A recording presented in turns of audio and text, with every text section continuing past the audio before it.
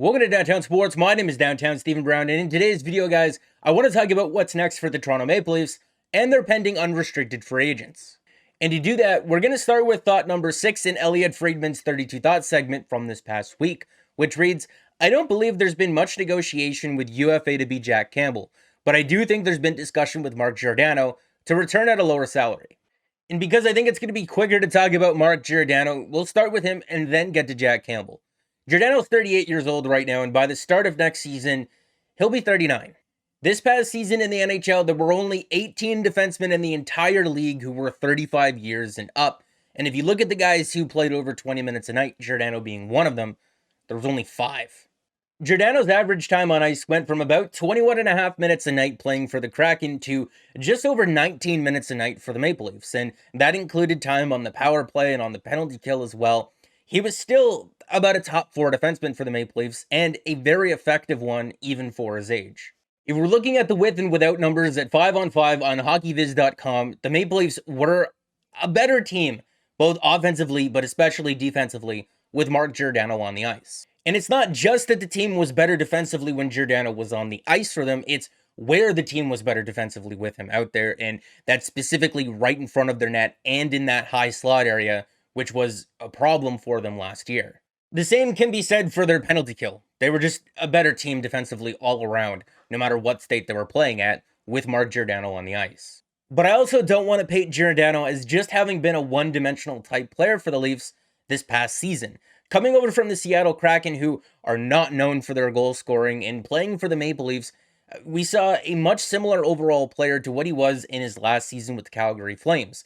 In the 20 games that he played with the Leafs, he had 12 points, and in a full 82-game season, that would put him on pace for 49. I know that Friedman said that Giordano would probably be willing to come back at a lower number, but how low of a number, I'm really not too sure. I'm sure everyone would just love it to be a league minimum like Jason Spezza the last couple of years, but if you were looking at that list of defensemen who are over the age of 35 still playing in the league, you would have noticed Ryan Suter. And after being bought out by the Minnesota Wild last offseason, Ryan Suter turned around and signed a $3.5 million deal for 4 seasons with the Dallas Stars. Now, I don't know if the 39-year-old Mark Giordano, or at least he's going to be turning 39 in October, is going to get a 4-year deal, but there probably is similar money for him out there. So I don't know how much lower of a number it's going to be, but if he wants to give the Leafs a bit of a discount, say $2.5 million, if he doesn't want to quite take the Jason Spezza route, he would definitely be worth it. Moving on to Jack Campbell now, and this is probably going to be the bulk of the video here, but in this article from theleafsnation.com written by John Steitzer, he mentioned that Elliotte Friedman reported that the Leafs had offered Campbell a 3-year deal with a $2.75 million annual average value at some point. I have no idea when that offer was made, and I can't find anywhere that would indicate as to when it was made. I know earlier on in the season, Nick Kypreos reported that the two sides were talking, but then Campbell's agent came out and said that that wasn't true. So maybe that was an offer that was tabled really early on this season. I don't know. There's a lot of numbers up on the screen right now. But basically, what this is a chart of goaltenders who have signed contracts in the last 2 years and how Jack's numbers stack up against theirs. If I'm Jack Campbell's agent, I'm looking at Cal Peterson's contract for $5 million a year and for 3 years, and I'm saying to myself, I can't possibly get any less than that for my client here, because above that is Linus Ullmark for an additional season, and beyond that is Elvis Merzlikins for a little bit more money and an additional year on top of that. Now, Jack is going to be 31 at some point next year, so he is going to be a bit older than what these goalies were when they signed their contracts, but still, I'm looking at a 3-year deal for $5 million a season, and I don't see how Campbell gets less than that compared to these guys and the numbers that they've put up. If I'm going into these negotiations from the perspective of the Maple Leafs, I'm taking a very literal scope at what this year was for Jack Campbell. He started the season with like a .940 save percentage in his first 20 games, and then he gets run into by Marcus Foligno really hard, looks shaken up on the play, but doesn't miss any time due to injury. But in his next 20 games, he's one of the worst goalies in the entire NHL by just save percentage. Never mind the defense playing in front of him. It doesn't make you go from the absolute best to the absolute worst. He gets selected to an all-star game, and a month or so afterwards, he misses 3 weeks with a rib injury. And at the time, we weren't sure if the team wasn't letting on to the full extent what the injury was, if it was something that he suffered earlier on, because he got really run into by Marcus Foligno. Like, if you could track down the replay, he looked legitimately hurt. And then going into the trade deadline, the Leafs explored acquiring another goalie. And it's not his fault that he was injured, but if you're looking at the season before that and earlier on in his career, injuries have been a problem. And if you're going to commit money and term to someone, if you can't rely on them, that's a problem. Jack Campbell can be really good when he's healthy, and that's awesome, but that doesn't make him a number one goalie. It makes him a really good 1A in a 1A, 1B tandem. And if you're playing in a tandem, you need to be able to afford the other guy. I don't know if the money makes sense. If you're looking at his most recent playoff series versus the Tampa Bay Lightning, an .898 save percentage is just not good enough. But if you're looking at the goals save above expected, which takes into account the quality and quantity of scoring opportunities, he was about average in that series. You can make the argument that the poor numbers in the middle of this season were due to an injury or Jack just being burned out, right? Because beyond Peter Mrazek after he got hurt, there was no one else that they could really lean on. Joseph Woll and Eric Källgren were the next guys up, and they were rookie goalies with no real experience. But even going back to last season, the Maple Leafs were always very careful when it came to Campbell's workload, giving him days off and even shorter practices in between games. If I'm coming at this from the perspective of Campbell's agent, again, I'm using that Cal Peterson contract as the base, but I'm also going to show the stats without those 20 games where he was legitimately one of the worst goalies in the league, because if you take those games out, you're left with about 70 games or so, including both playoff runs by the Leafs, where Jack Campbell was absolutely stellar. I'm not trying to advocate for either side, I'm just saying where they may be coming from. And I mean, we used a sample here on the channel where going back to March to 20th of last year, and that's when Campbell officially took over the starting job from Frederik Andersen. That's when Andersen went out with his injury. Through the end of that regular season, into those playoffs, to the beginning of December of this season, Campbell played in 45 out of a possible 56 games and had a .930 save percentage. As always, it's a negotiation. And in a negotiation, there's always compromises. There's always a number that you can meet at in the middle. But I don't know if even that number in the middle is going to be something that the Maple Leafs are going to be comfortable with, because there's enough precedents here to say that $5 million a season for at least 3 years is the starting point. The most frustrating thing about the Maple Leafs goaltending remains that they haven't been able to develop anyone internally. And they do have some younger guys that they've drafted from a couple of years ago who are coming through the system, but they're not going to be ready in time for next year. Although, if the Maple Leafs aren't comfortable paying Jack Campbell's price, I'd be really interested to know what their backup plan is, because looking at the list of UFA goalies who are going to be available this summer, there's just not very many options here, especially when you're looking for starting goaltenders. It's real slim pickings. And for the Leafs who are looking to win, you need a good goalie in order to win.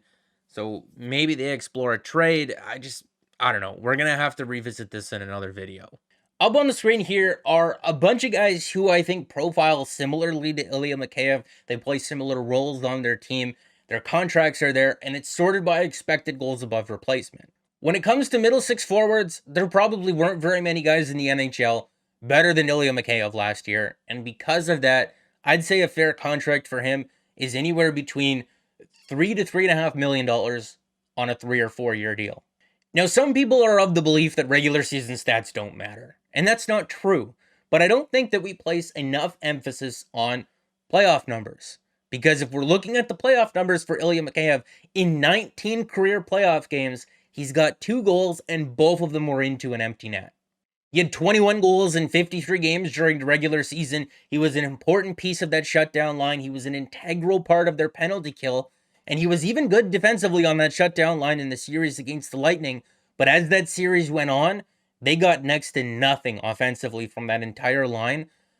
I don't know if you can afford to pay a guy who's got 2 empty net career playoff goals in 19 games, no goals when an actual goalie is in the net, $3.5 million.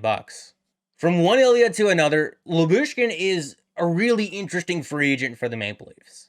He'll be 28 years old at the start of next season. He's a bigger, right-handed shooting defenseman. He plays a tough defensive style of game. He lays the boom, and a lot of people really took a liking to him after the Maple Leafs acquired him in late February. After the Maple Leafs acquired Lyubuskin, he played the majority of his minutes next to Morgan Rielly. And if we're looking at the numbers for the D pairings here with Rielly Brody and then Rielly and Lyubuskin, in terms of the shot attempts, the actual shots, the expected goals for, the scoring chances, and the high danger shot attempts, and even the number of offensive opportunities that those pairings saw, Morgan Rielly played better with Ilya Lyubuskin. It wasn't always pretty, but there was some chemistry there. When it comes to playing up against the other team's best players, Lyubuskin didn't do it a whole ton for the Maple Leafs, but when he did it, they broke even in terms of the shot attempts and in terms of the dangerous Fenwick 4, which measures the quality of unblocked shot attempts. He actually had the second highest percentage on the team, and he did that in a larger defensive role. Now, it's nice that Lyubuskin has some chemistry with Rielly, but going into next year, if they do bring him back, I would like to see someone else playing with him, at least for the start of the season. I think that Lyubuskin has a place in their everyday lineup. He would probably just be better suited playing on the third pair with someone like Rasmus Sandin. Looking over defensemen who are similar to Lyubuskin, who have signed contracts the last couple of years, it looks like anywhere between $1.75 million and $2.5 million is going to be the price tag for a guy like Lyubuskin. If you can get it towards the lower end of that range, I would happily have him back. Out of the 3 years that Spets has been in Toronto, this past season was probably his least productive, but he still found a way to bring some value on the power play and be a reliable face-off guy for Sheldon Keefe. There were lots of instances throughout the year, including the playoffs, where he was just sent out there to win the draw and then he got off the ice as fast as he could. One of Jason Spets' roles on this team is to provide some scoring depth. And if you're looking at what the fourth line was for the majority of the time for the Maple Leafs this year, I don't really see how he could have done that with the help that he had. And that's not a diss towards the guys that he played with. It's just that those guys aren't really known for scoring. And when Pierre Engvall was playing there, the fourth line was at its best. If you give Spezza some more to work with, I'm sure he'll be a bit more productive at 5-on-5. But his main role on this team is to be a veteran leader. And whatever he said in the first intermission of that Game 5, he got the guys to come out and play probably their best 2 periods of the entire series. He said it earlier in the week on Locker Cleanout Day, Toronto is the only place that he'll play. As long as management sees a role for him on this team, he'll come back.